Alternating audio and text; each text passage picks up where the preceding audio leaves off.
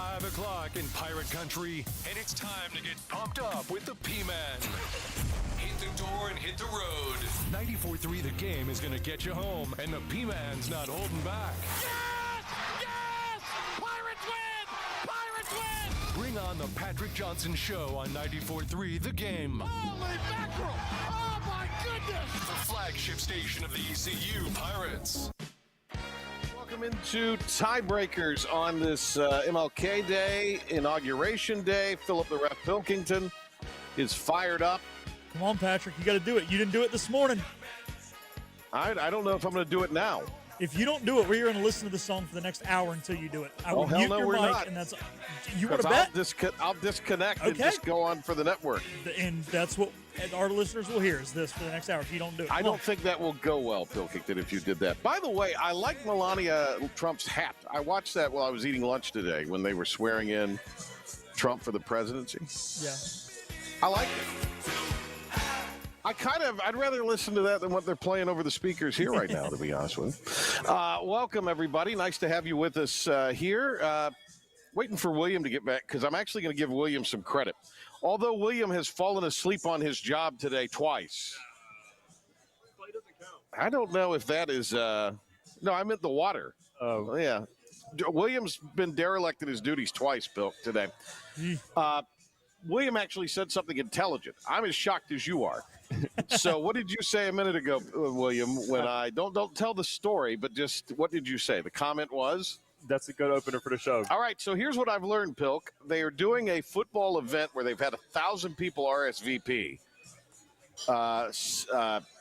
at Dowdy Ficklin Stadium on Friday. Okay. So I guess we'll be somewhere in the Murphy Center or somewhere in the stadium. I tell you what we did a few years ago, and I don't know if I'd want to do this, but we were down, that kind of concrete slab part on the bottom? Yeah. We did a pregame show from there one year. Yeah, it probably wasn't 45 degrees and already dark. No, I was going to say, I think it was for the spring game now that I think about it. So, I mean, by the time our show gets done, it'll have been dark for 20 minutes. Right, and so we don't down need into to. Low 40s. No, right, we don't need to. If we do something, we need to do it. Yeah. Relatively indoors, or out on the balcony overlooking the field. Out on the balcony, I would do. Yeah. I'll bring a jacket. So plan on that.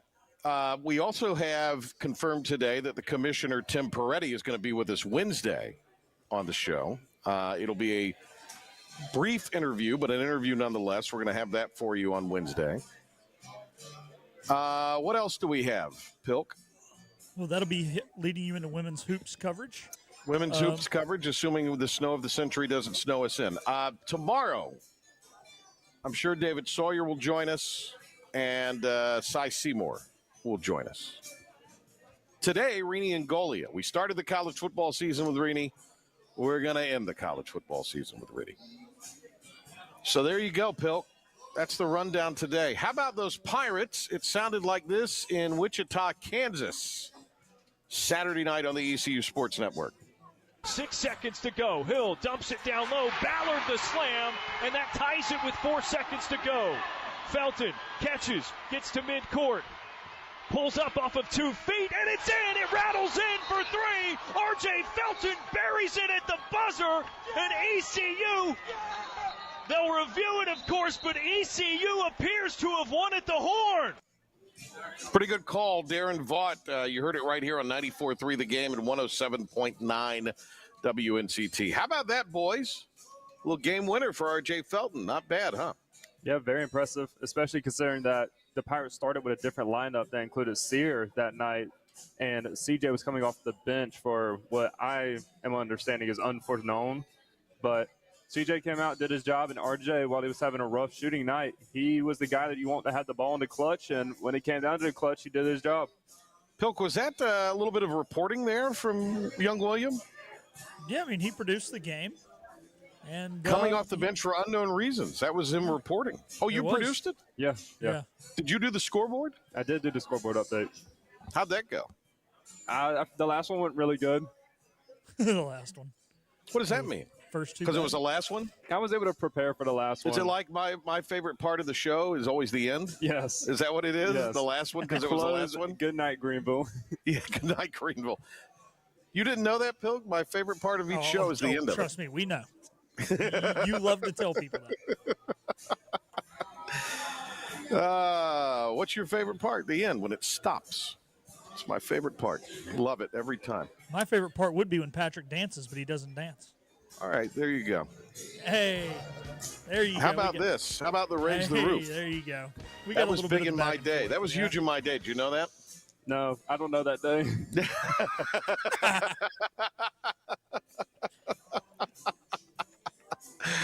Oh, man. Let's see here. Couple of bits of sound. By the way, C.J. Walker got the honorable mention player of the week. Didn't start for unknown reasons, as William was reporting. But it really lit a fire in him because he went crazy. 28 points. Big day for him.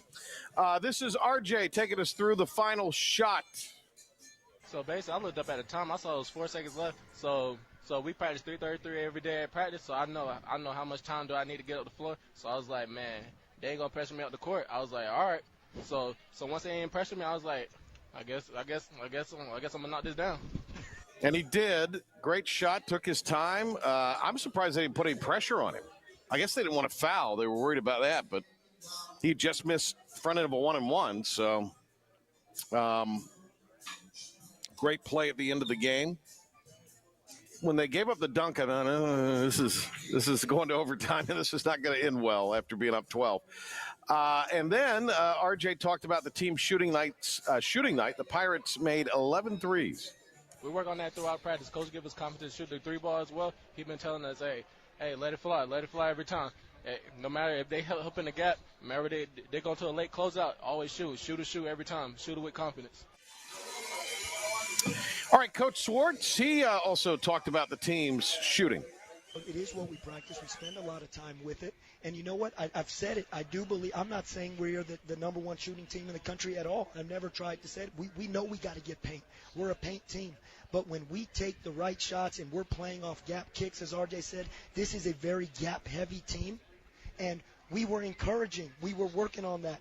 And C.J. Walker doesn't get those threes by accident. Right. We know C.J. if he gets the right looks. Obviously, we have all the faith in the world in R.J. Felton as a shooter. Jan was 1 for 6 at the first half. The first thing the whole team said to him at halftime, and the coaches said, Jan, keep shooting them. And Jan knocks him in the second half. Jay made a big one. Cam Hayes, after missing a wide-open one, knocks down a huge one. Yep. And again, we do understand, man, you're not going to make all your shots, but it sure is great. I've said this in my time here. We'll trade some of those offensive rebounds for made threes. And then Coach Swartz gives us the final sequence from his perspective. I'll be totally honest with you. Obviously, he goes to the free throw line, and it doesn't go our way at the free throw line. So I'm thinking we got to get a stop. I mean, that's where the minds of a coach goes. Yep. We got to get a stop. We had our full switching defensive team in. We had put Trevi in prior to the free throw. Just regardless, if they had gone up 3, we probably would have fouled. If it was a 1, if it's up 2, you got to get a stop.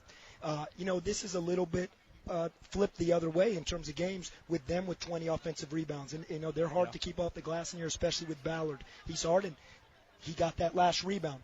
But when he scored, and I looked at the clock, and as he said, we practice this every day. I looked at RJ when he got the ball, and 2 things came to my mind, to be honest with you. Number 1, a timeout with about 4 minutes left. RJ looked at the team, and he looked at me, and he said, Coach, I've been here before. We've been here before. He said that in that game. He said that in the timeout. Number 2 is that I know when he missed that free throw, we have been talking about being fearless and getting to the next play. That's been the motto and theme on this trip. And in my mind, I really believed RJ is going to answer that with that shot. That's what I saw. Obviously, I was hoping for it, too. I wanted it to go. But I had so much belief and faith that he was going to go get us an opportunity to win. And you know what? We said it. He's a heart and soul guy. He's a winner. He's a champion. And he did what he did, and he knocked that in. And what a great moment. All right, so that is Mike Swartz on the 3-point hit by R.J. Felton in the final sequence and how all of that went down against Wichita State. ECU has made the trip back out to Oklahoma today, and they will play at Tulsa. Is that 8 tomorrow night, Pilks? A 7:30 airtime? Correct. Yep. Okay. So 8 o'clock and another late night getting back, and then they will be back to play South Florida for the second time this year on Monday. Excuse me, Saturday. So we're going to have Inside Pirate Athletics tonight since Coach is out in Oklahoma. Kim McNeil will be with us. We'll see if there are some other guests. If Ryan Robinson is here, we're going to try. I'm going to try to lasso him into telling us what's going to happen with this event on Friday. The specifics, the particulars that we will be there. Will you be out there, or will Pilkington, or both of you? I'll be out there. Oh, hang on. I'll be out there. I'll be out there. You know what a week from today is, don't you? No, the 27th. Baseball Media Day. Oh, Did you know that? I did not know that. I told you this like an hour ago. Did you forget? So that's the third thing you've messed up here. Just To in be the fair, last he's hour. got class and can't go anyways. Okay. If you say so. Yeah, the schedule says so. The schedule says so. Okay. Very good. Gentlemen, let's see. 2 great games yesterday. You know, everything in the NFL in the playoffs had been a little meh. I guess the games were 3 of the 4 were better this weekend, although, you know, Commanders look very good. But I thought it was really yesterday's game. To me, I don't think that was the case in the first game. The second, well, I tell you what happened in the first game from my perspective. The Rams went no huddle. They got going. They huddled. If I remember the sequence right, they huddled. Then they had the false start with the right guard. Yes. They should have just kept going because that gave Philly a chance to regroup, substitute, kind of threw off their rhythm. And a game where it was hard to get rhythm in the passing game because of the snow. I think when they had rhythm and they went to the no huddle and then the run, it threw off all the rhythm that they had with the short passes. They were getting 3-4 yard passes. They marched down the field so quickly. Then when they got down there, it just halted. Well, and I understand when you get in that situation, you have concepts you want to run, you have certain things you want to do. But I don't know. I think in a game like that, you got them on their heels. And then to me, in the other game, it was not so much the Bills won as they survived. I mean, in my opinion, Baltimore beat themselves. Yeah, too many unforced errors. Way too many. Pilk, that's my diagnosis. What do you say? Yeah, I agree with you. That second game, definitely. It just looked 2 good football teams, and the team that made the least mistakes won the football game. As for the first Baltimore one, made too many mistakes. Yeah.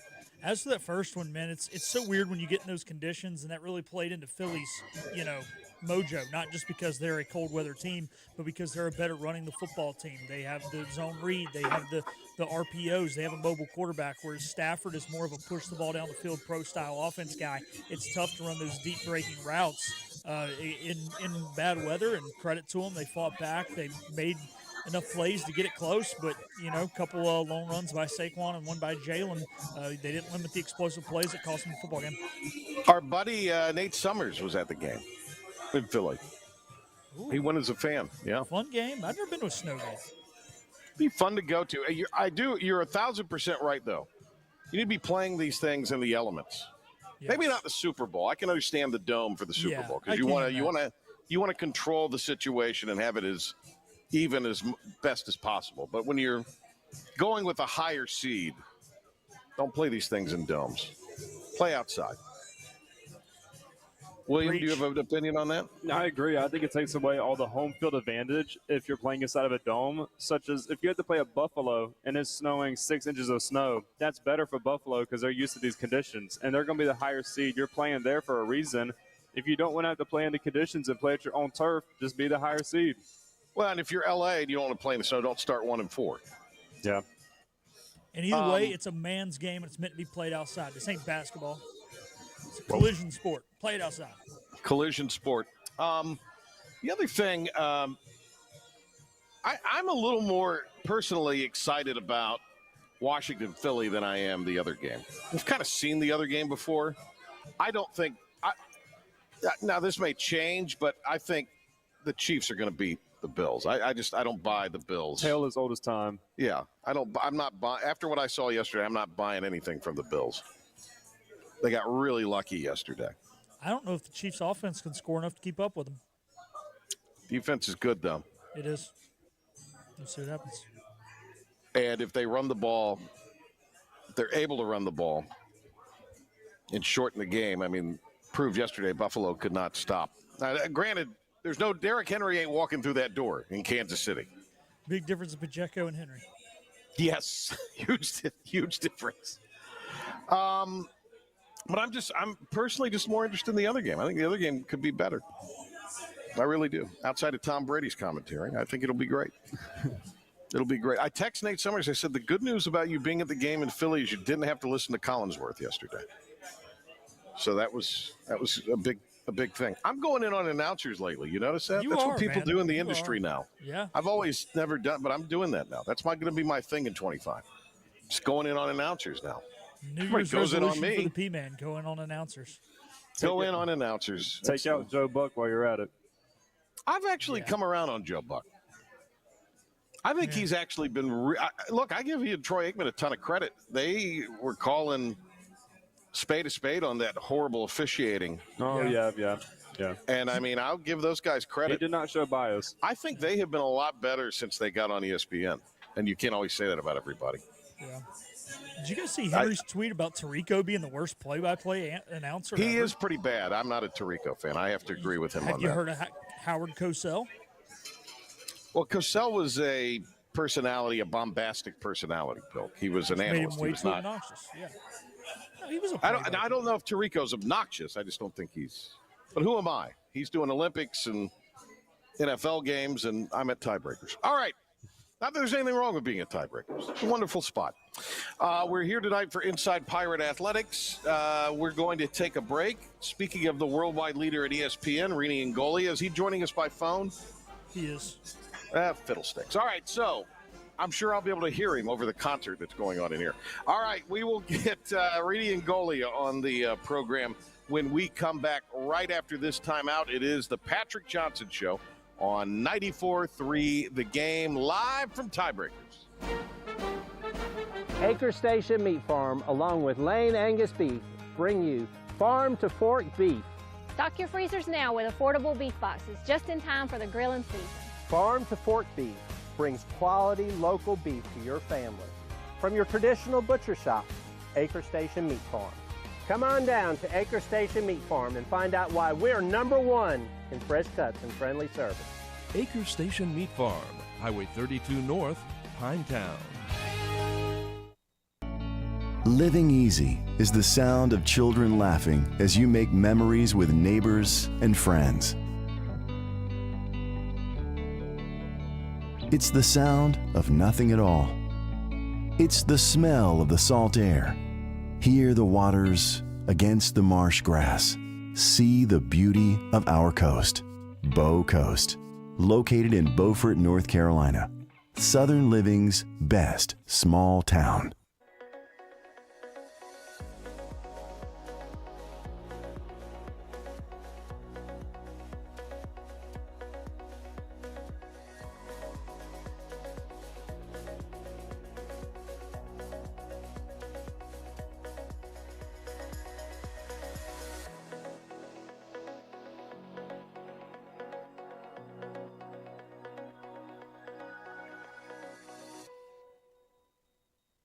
Other restaurants claim their food is fresh and fast, but are they friendly? At Moore's, you're treated like family the minute you walk into their doors. With locations in Winterville, New Bern, Swansboro, Morehead City, and Jacksonville. We've been practicing what we preach since 1945.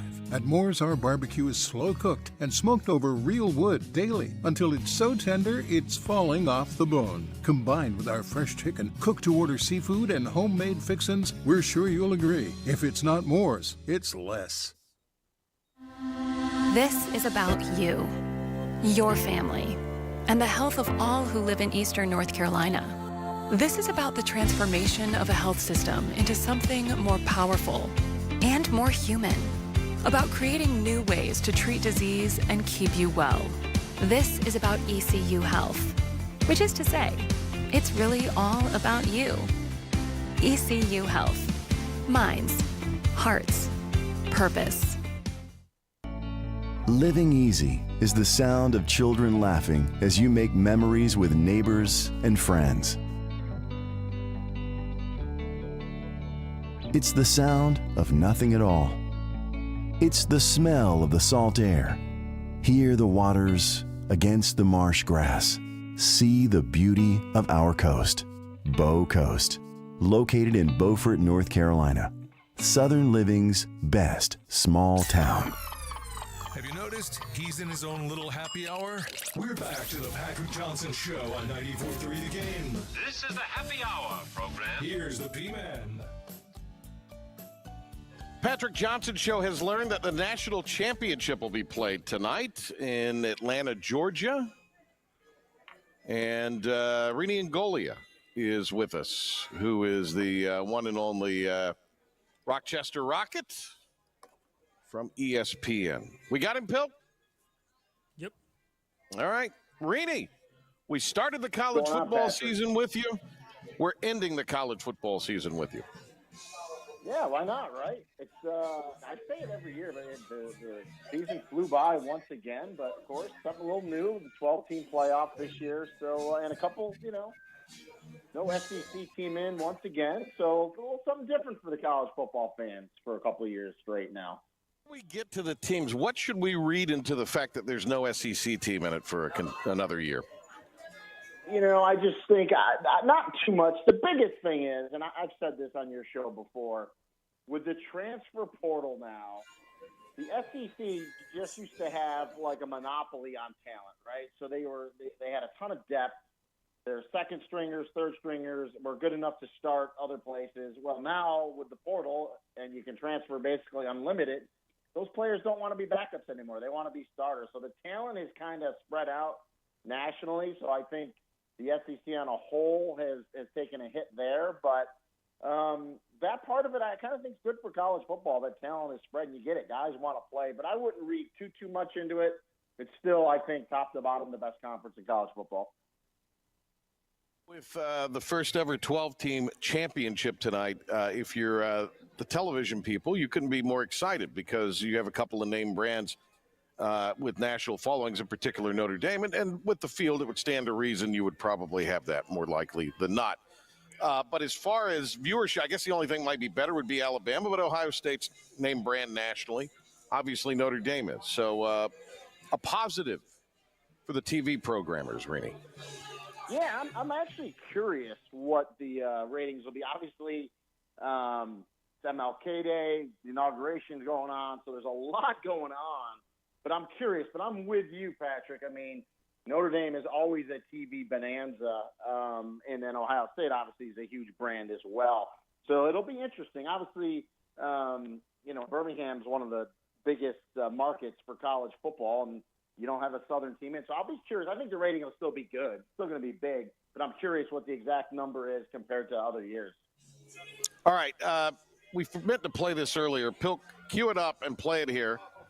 C-SPAN, you spoke of the inauguration. They take calls from viewers, and they have, I guess, a line you can call into the Republican line, the Democrat line, or the nonpartisan line or whatever. Anyway, this happened on C-SPAN earlier today, speaking of the college football playoff. Hit it, Pilk.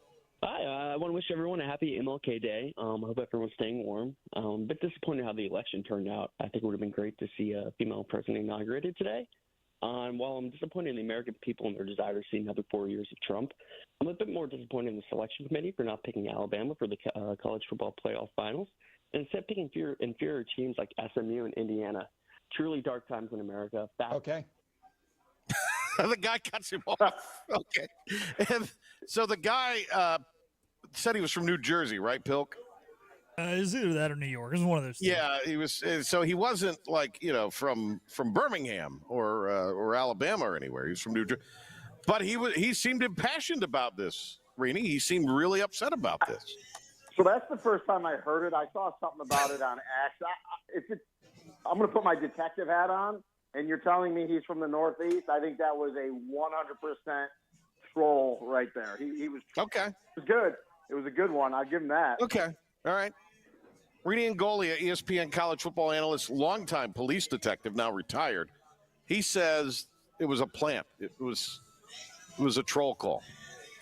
Listen, you've been on the radio a long time, Patrick. You know how the plants call in. Oh, no, I know how the plants call in. I know how you get trolled. I know the phone calls and the phone taps and the prank calls and all that. I've actually gone down some rabbit holes lately on this guy who does these great character things. Like, it's pretty amazing. All right, Rene and Goalie, let's talk the game. Why not? We got Ohio State. We've got Notre Dame. So, it was interesting. I was listening to something on the way in, and they were talking to the Notre Dame analyst for radio, and he believes actually it's going to be a game with a lot of points, actually be kind of high scoring. That kind of is interesting to me. What do you think, Rene? I'm going to disagree. I haven't really broken this game down, but just from what I know, I think, and I said this before the playoffs started, and this isn't some great analysis, Ohio State has the best and most talented roster in college football, from top to bottom, offense to defense. They just do. Did they lose a couple times this year? Yeah, they sure did. But I almost think that's good because it lets you fix some things. And the way they've been playing in this playoff, now listen, there's been a little bit of a layoff, not huge. And you gotta, to win this 12-team playoff, it's going to have to be a true champion. There's no flukes. I mean, you got to beat good teams, and Ohio State just hasn't beaten teams. They've taken them out to the woodshed. So if they show up and play today and don't get in their own way, I just don't think Notre Dame has enough to hang with them. I just don't. What's interesting about Notre Dame with Riley Leonard, Mike Denbrock, who's back, I think, at Notre Dame for the third time, and he was with Freeman at Cincinnati. Yep. And he was the OC, I believe, the year they got to the playoff, or was on staff the year they got to the playoff at Cincinnati. Anyway, when I look back at that, Rene, I just think, they haven't had to throw the ball a whole lot this year with Riley Leonard. He can do it. It's not his strong suit. So I don't know. To me, is that does that play into this? If Riley Leonard has to become a thrower, is that a big problem tonight for Notre Dame? Yeah, because you got Jack Sawyer at one end that has 9 sacks on the year. You have JT Tuimoloau, I'll say that 3 times fast. He's got 11 and a half sacks on the other side. You got 2 linebackers. Their defense is stacked. You got Caleb Downs in the back end. So if they have to every defensive coordinator, and Jim Knowles is one of the best out there, they try to make offenses one-dimensional, right? It's not football. Sometimes people just make it too complicated. Defensive coordinators want to make an offense one-dimensional, and if you do that, you know what they have to do, and then you're teeing off when you have talent like they do. And there's really there's a lot of Notre Dame. There's not like a wide receiver that's like A-plus standout talent, like Ohio State's got a couple of them.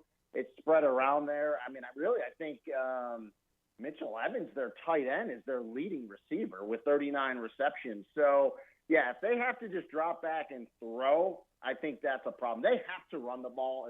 If I'm breaking this game down, Riley Leonard has to be a part of that run game, okay? Got to get Jeremiah Love going. He was a little banged up. You got to get your backs going. You have Price as well. You have to win first down. What do I mean by win first down? For me, Notre Dame, it's 4 or more yards. 3 yards on first down is a push. 2 or less, the defense wins. That keeps you ahead of the chains, allows you to keep those first downs going, and at least get into a third and short, third and manageable, where fourth down comes into play. So to me, watching this game, first down is a key down for me. But again, we talked about, all the weapons, or, I alluded to the weapons that Will Howard has at Ohio State with all those receivers and a couple 1,000-yard running backs. But the defense of Ohio State, I don't even think gets enough credit that they deserve. Booger McFarland says this is a grim outlook for Ryan Day should he lose. What do you think happens? When you look at his overall record, right, it's almost ridiculous to say that this guy would be on the hot seat.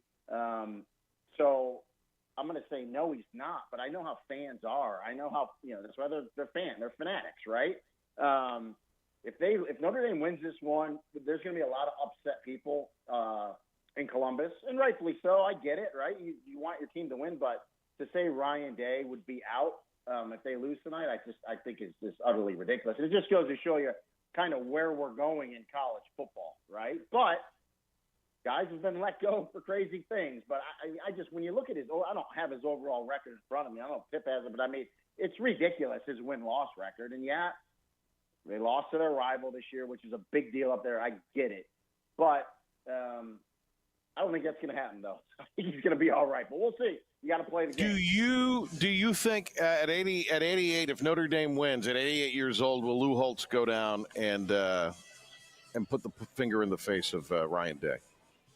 No, I don't think so. But I thought it was interesting. He was right. He was on X commenting this week, and you love to see it, right? At 88 years old, still going at it. That's why, Patrick, I love college football, because just the pride, the pageantry, right, from former coaches and alumni, and just there's really nothing better than college football. I mean, I know the NFL is great, and we've had some good games. We got a conference championships, but to me, I just think college football is the best.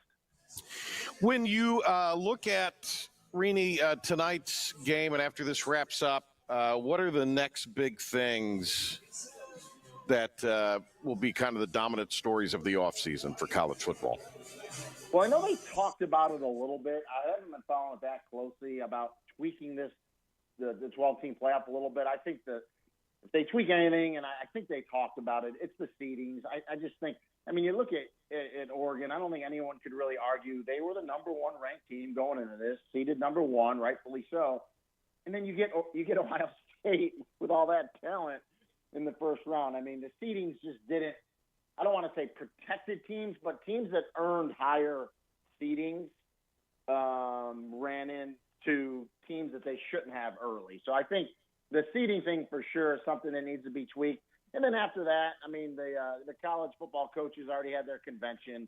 The portal is an issue in terms of, right after the season. But the problem is there's just so much that goes into it. We look at it in the football context, right, of when players transfer, when the portal opens it up, when the courts in the real world look at it as a student. When does school start? When does the semester start?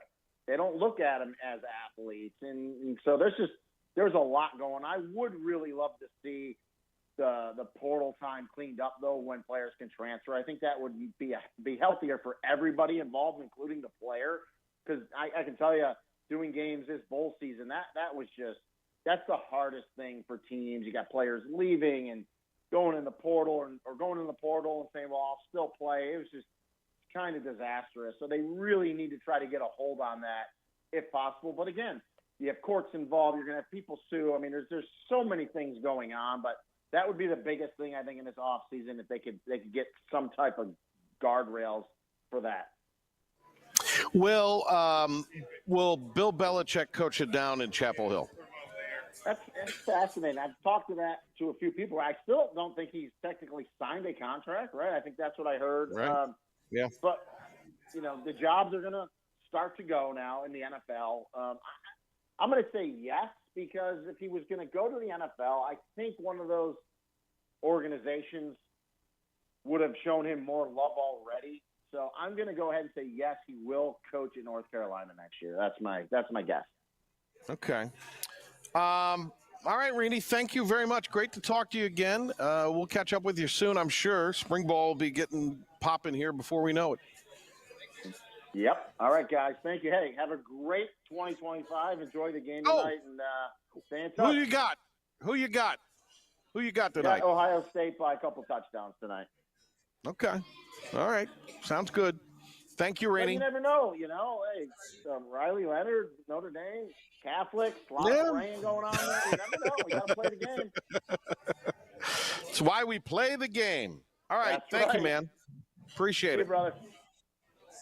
So the Bears, after tweeting out everybody they've interviewed for head coach, have hired a head coach. Ben Johnson from the Lions is the new hire, the OC for Detroit. And William who may have atoned for all of his other failings today as the on-site producer. There have been a few. Hired without ever having an official in-person interview, only meeting virtually. Is this true? Hang on, let me put your mic up. Yes, it is true, and I'm not sure if that's going to become a more common thing in NFL. I mean, in football in general, maybe even in college. But I just find that interesting that he didn't have an in-person interview and even see the facilities that he's working with there. I don't know. I think it's unique. Pilk, what do you say on that? Yeah, the tough thing is you can't do in-person interviews with coaches who are actually still in the playoffs. Obviously, they were still in the playoffs, but it is weird they didn't bring him in, this week. It's not like you're in too much crunch time in the NFL like you are in college. Just go and get a new coach in and have somebody. So it's different, but I got to go let Proctor Kidwell in real quick for Tax Talk. So I'm going to throw it back to you guys. All right, do that. Let me know when you're back, and then we will hit a break or we'll hit an update, or whichever comes first. I wanted Pilk to give us a little thought on who he thinks is going to win tonight, or at least give. I think Ohio State by 2 scores. I don't know if it's 2 touchdowns, but it's probably 2 scores. I think Pilk will say Ohio State. I want to hope that the game comes down to a game-winning field goal. That'd be great if it did, but I don't think it will. It'd be awesome for football, but no, realistically, I think Ohio State wins by a touchdown. Pilk, what you got? The tough thing here is Notre Dame's not a team who's going to play from behind. If this game is low scoring and is tight the whole way, Notre Dame does stand a chance tonight. If Ohio State gets up early, it could be a long and boring night. Now, I think if Notre Dame gets up early, it's still anybody's football game. I think Ohio State is built to play from behind, and it's not like Notre Dame's offense is going to be very good at keeping their foot on the gas. All right. Great job, everybody. Appreciate it. Pilk, you want to take a break or go right to the update? It's up to you because you're kind of rolling this thing from here on out. Because I have to do another show on the back end, I say I'm going to make it a 3-segment show. I'm going to go right to the update. Okay. Pilk's got the update, then he's going to wrap it up. And we'll continue on here. Top of the hour, Inside Pirate Athletics from Tiebreakers. Now here's Pilk. Thank you, P-Man. Starting in Pirate Athletics, it was a good weekend for the men's basketball team who knocked off Wichita State 75-72 on a buzzer beater from R.J. Felton. Here's how it sounded on the ECU Sports Network. Hi, I want to wish everyone a happy MLK. 6 seconds to go. Hill dumps it down low. Ballard the slam, and that ties it with 4 seconds to go. Felton catches, gets to midcourt. Pulls up off of 2 feet, and it's in! It rattles in for 3! R.J. Felton buries it at the buzzer, and ECU, they'll review it, of course, but ECU appears to have won at the horn! The Pirates will be back in action tomorrow when they travel out to Tulsa, Oklahoma to take on the Golden Hurricane. That will be an 8 o'clock tip. You can hear it on the ECU Sports Network right here on 94.3 The Game, our sister station, 107.9 WNCT at 7:30. Darren Vaught will be on the call for that as well. Speaking of victories on the hard court, the Hornets made it 3 in a row today with a 110-105 victory over the Mavericks. They will try and make it 4 straight on Wednesday when they head out to Memphis to take on the Grizzlies. In the NFL news, the Lions have announced, it appears that Lions offense coordinator Ben Johnson will stay in the NFC North as the Bears have announced he will be their next head coach. Tonight, the Hurricanes will be back in action as they travel up to Chicago to take on the Blackhawks. And at 7:30, the College Football National Championship game live from New Orleans as the Buckeyes of Ohio State take on the Notre Dame Fighting Irish. Ohio State is favored by 8.5 in that contest. We're going to take a time out here on the Patrick Johnson Show. We'll be back to wrap it up right after this.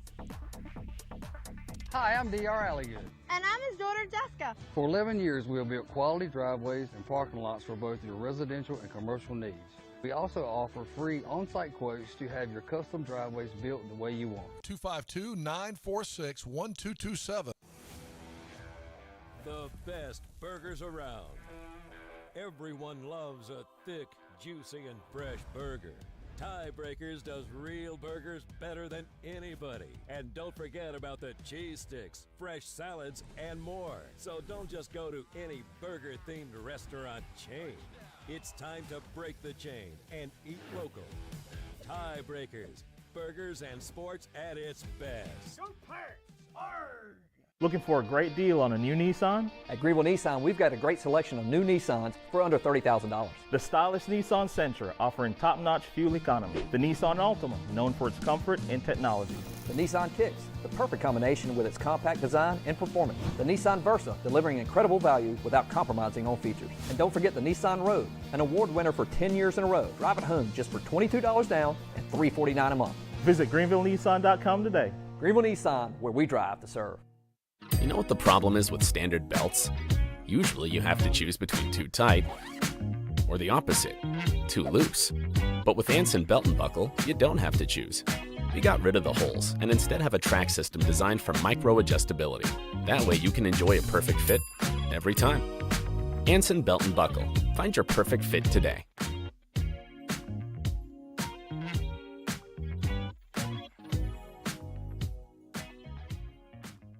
Hi, I'm D.R. Alligood. And I'm his daughter, Jessica. For 11 years, we have built quality driveways and parking lots for both your residential and commercial needs. We also offer free on-site quotes to have your custom driveways built the way you want. 252-946-1227. Storm season is approaching. North Carolina weather can damage your roof, and before long, a small leak can turn into a big problem. Your home is one of your biggest investments, so protect it with Wells Home Improvements. We work with all insurance companies for a hassle-free roof installation experience. Call us today and get 10% off your roof installation when you mention this commercial. 252-227-8403 or visit us online at wellshomeimprovements.com. Wells Home Improvements. Local, honest, dependable. Your confidence makes everything look good. You see the world in vivid color, not black and white. Swing through your neighborhood Fantastic Sam's Cut in Color. And let our experienced stylists take you from everyday to extraordinary. Fantastic Sam's hair salons are locally owned and operated. Our full-service salons are conveniently located in Goldsboro, Kinston, Greenville, New Bern, Jacksonville, and Calabash. Stop in today at Fantastic Sam's, where the possibilities are endless. Riding shotgun with you on the drive home. It's showtime. This is the Patrick Johnson Show on 94.3 The Game. Welcome back into the Patrick Johnson Show. Philip Pilkington here, taking you the rest of the way home on this MLK Day. P-Man is getting ready for Inside Pirate Athletics, which can be heard right here on 94.3 The Game at the top of the hour. He will be joined by the head women's basketball coach, Kim McNeil, tonight. So we got a little time here. Interesting thing. I had an interesting thought yesterday, and this will be an unpopular opinion. I know that. And the networks would never go for it, so it's all blowing smoke. But, you know, it did stink waiting till 3 o'clock for kickoff. However, sometimes when the regular season's on, you watch football all day Saturday, 7 hours commercial-free on Sunday. I'm not going to lie. Sunday Night Football comes, I watch Carrie, and then I'm done. I'm footballed out. So hear me out. What if we just got rid of Sunday Night Football? Started games at 3:05 and 6:30. You're done by 10 on the East Coast. You start at noon on the West Coast, so people aren't at church while games are on. If there's a London game, it would start at then noon here. You know, like I said, I know it's going to be an unpopular opinion, but I kind of like the 3:05 and the 6:40. We didn't have to rush home from church yesterday. I don't know. Like I said, NBC would lose it. Networks wouldn't go for it. But, hey, I'm for it. Just a thought. But interesting games yesterday. I'm just glad that Bills-Ravens game, regardless of who you were pulling for or whatever, we've hyped it up for so long as fans. You know, the second the seeds were determined, we're like, well, they should both win their first-round game. They're going to play each other. And we had sat here and we had hyped up how good of a game it was going to be, and Lamar against Josh, and there's nothing worse than when you hype it up and then the game goes down the toilet. And that didn't happen. You know, it was early mistakes by Baltimore got them behind, which, you know, is what it is, part of the game. Did they do enough to recover? Pretty much. I mean, they had a shot to win it. You hate it for Mark Andrews. He's a great player. And, when you think of great tight ends, this day and time, you think of some of the better athletes. You think of the Gronks, the Kelseys of the world. And Mark, he's a good athlete, but really his hands are the thing that sets him apart. His ability to catch the ball, whether you throw it in front of him, throw it behind him, put it on his body, and to have him have 3 drops and to drop one there at the goal line, 2-minute, 2-point play at the end, it stinks for him. I feel bad for the guy to an extent. However, he's getting paid millions of dollars to catch a football and block. So, I've always told my mom, she's like, I feel so bad for that guy. And I'm like, yeah, Mom, but he gets paid millions of dollars to kick a football or to throw a football. You can only feel so bad for him. But, yeah, it's weird that it ended that way. But we got a little time here. To all our Washington fans out there, congratulations. I know there are plenty in Eastern North Carolina. I got a lot of friends that are from here, live here, that are big-time Skins fans since they were little kids, and it's great to see them back in the NFC Championship game, which means what team has the longest drought without an NFC title game appearance? The Dallas Cowboys. 1995. But no, seriously, to you Washington fans, I mean, I thought it was going to come in the Jaden Daniels era. I didn't think it was going to come this soon. And look, you went out there the first week and you played a team who is a little better, I think, than you on paper, but you found a way to possess the football, not let Baker get hot. I thought that's how you were going to have to do it again, and I was wrong. I did not think you could win a shootout. I did not think that you could go out there and blow out a team with that explosive of an offense with how average your defense is. I really didn't. I thought it was going to have to be a slow, knockdown, drag-out kind of game, and credit to Washington for beating Detroit in Detroit at their own game. And, this fan base has suffered for too many years through the dumpster fire that was Dan Snyder's, reign. And hopefully that is a message. The fact that you guys won 2 playoff games in 24 years with that guy running your team, and you've won 2 playoff games in the last 2 years, hopefully that is a message to all owners to stay in your lane, let the GMs manage, the coaches coach. We saw what happened when Tepper was a little more hands-off this year. The Panthers looked a lot better. Maybe Jerry Jones can take a page out of Washington's playbook.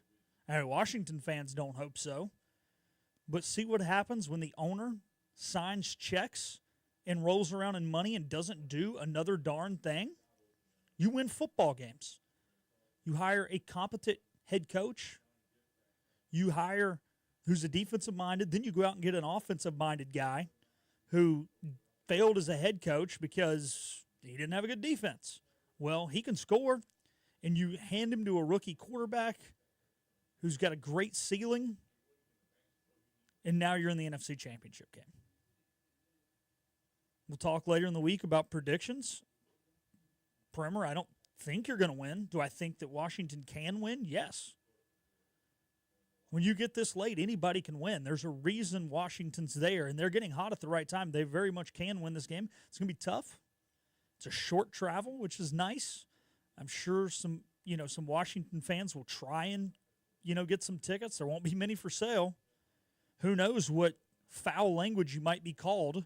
We saw how they treated the Green Bay fans of all fans 2 weeks ago. The nicest fan base in the history of sports, calling them names that, I'd be fired on the spot if I said it on the radio. So good luck if you're traveling up there, Washington fans. Those people are brutal. But hey, who knows what's going to happen. But credit to you guys. I am happy for you guys.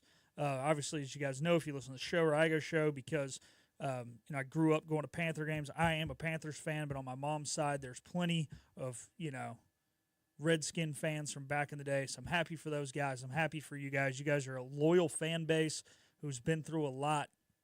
You deserve this one. I hope you beat those Dirty Birds. I really do. And, man, that was cool to go up there and beat Detroit. I mean, I look, full disclosure, I didn't predict Detroit to make the Super Bowl. Thought their defense was too depleted. I thought it was going to come back and bite them in the rear end eventually. I didn't think it was going to be this past week. But credit to you guys. First game, let's see. Kansas City beat Houston, we all knew that was coming. Ray Charles could have seen that one coming. I mean, it is what it is. Houston was not going to win that football game. Now, if Kansas City went there, laid an egg, beat themselves, anything can happen, right? That's why you play the game, but let's be honest. They were not going to go out there and beat Kansas City. Rams-Eagles. Man, that one was interesting.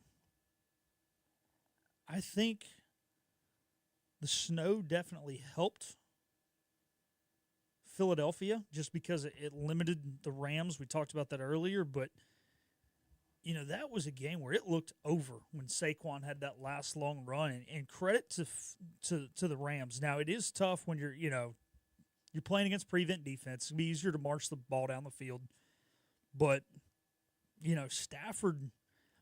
I'll tell you, it stinks that guy's only got 5 playoff wins. He's 10th all time in yards. He's 10th all time in touchdowns. He's only got 5 playoff wins short, and 4 of them came in the same season when he won the Super Bowl in 2021. But he's been a heck of a quarterback. I hate that he wasted all those years away in Detroit. And the second he leaves, Detroit finally starts to care about football for the first time since 1940, whatever, and actually put a team on the field. All the talent they've wasted, Stafford, Barry, Megatron. But, hey, is what it is. I was happy for him when he got a ring. I'd love to see him have a little more, at least playoff success, to submit what I think is a phenomenal legacy. And,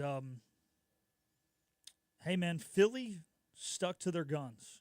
Unlike Baltimore, who went out there, who didn't run the football with Derrick Henry like they should have. Not saying that, it was wrong to give the ball to Justice Hill, but tried to do things out of their characteristic in bad weather. Philly did not change anything. And I know Philly fans were ticked off the week before saying Kellen Moore was too vanilla in his play calling. Well, Kellen Moore could be vanilla in his play calling against Green Bay. He couldn't last night, and he wasn't last night. Now you're in the NFC Championship game, too. We'll see what happens. Kellen Moore, he might be getting poached. He might be getting poached by those Cowboys that fired him back in whatever year it was. 2022, I think. But he's probably gone. We'll see what he turns out to be as a head coach. He was, had a heck of an arm. He's arguably the greatest college quarterback of all time, going 50-3 as a starter. Didn't pan out in the NFL. Spent some time in Detroit. I don't know if he ever got in the game. Played a little bit for Dallas. He's a high IQ guy, though. Philly, you're probably losing him. Obviously, Detroit's already lost Ben Johnson today. They will probably lose their defensive coordinator as well. If they do, not saying they won't make the Super Bowl next year, but no team has ever lost both coordinators and won the Super Bowl the next year. Sorry, Lions fans. But, hey, first time for everything. We'll see. Washington also, by the way, they've won 9 games this year by 6 or less points. That has happened 3 other times in NFL history. All the other 3 did make the Super Bowl. Just saying, the team with the record actually is 10 with the 2003 Panthers that obviously lost to Brady and Belichick. A lot to think about heading into this conference championship weekend. Thanks to you guys for listening. Thanks to the P-Man. Thanks to William. Thanks to Rene and Ingolia for coming on and talking a little national championship. I'm pulling for the Irish. I'm picking the Buckeyes. Either way, I just hope it's a good game. I do not want to be turning it off early because it's boring or sitting there scrolling on my phone because it's boring. Y'all have a great rest of your night. Stay tuned. Inside Pirate Athletics right after this.